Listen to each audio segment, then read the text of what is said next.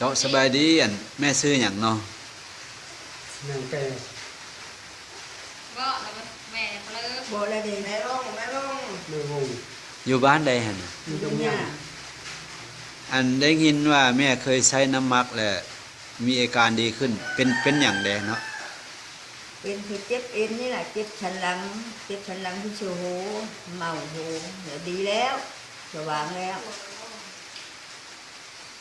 และไทยเฮาเฮ็ดได้จังดีหั่นนะกินยากินยาหยังกินยาเพิ่นนั่นแหละกินยาไอ้ไผ่นั่นแหละและมันยาซื้อหยังล่ะยาหยังอย่านำหยังบ่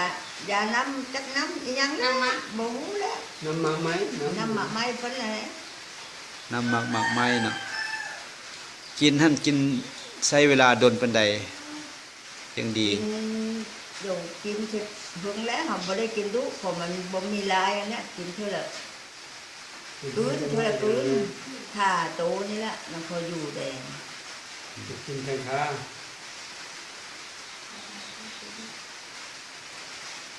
แต่ก่อนแบบว่านึ่งเจ็บหัวแดมันบ่โอ้ใครกูแต่เดินแล้วแต่ก่อนเจ็บหัวใครนี่กูแต่เดินเลยนะใครนี่นะแต่กินของเพิ่นแล้วก็วางมาแล้วและ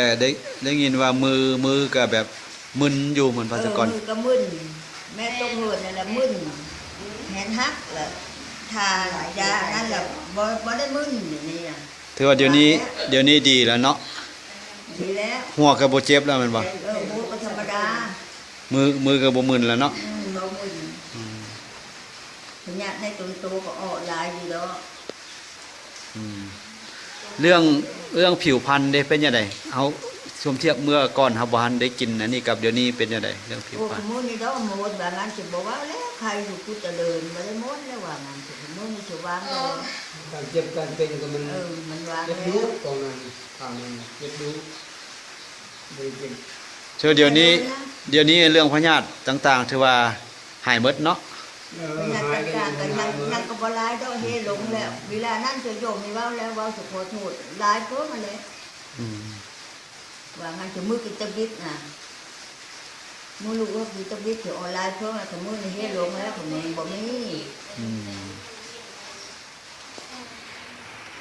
เอาขอบใจ